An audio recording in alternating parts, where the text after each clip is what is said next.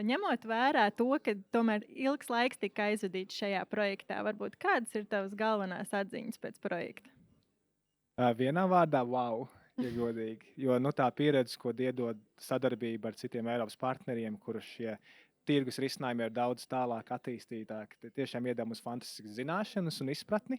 Arī pārliecība darbojoties projektā, ka tas, ko mēs mēģinām definēt un to procesu, ko ievies, ka tas nav tāds sapņu lidojums, bet īstenībā mēs arī praktiski redzam, ka tas virziens strādā citās Eiropas valstīs. Tā kā tā sadarbības pieredze ar citiem Eiropas partneriem tiešām ir tāds fantastisks pienesums. Un, protams, arī kontakti jau tā ilgtermiņa sadarbībai. Un tieši varbūt definējot to kā ieguvumu tieši sadales tīklam.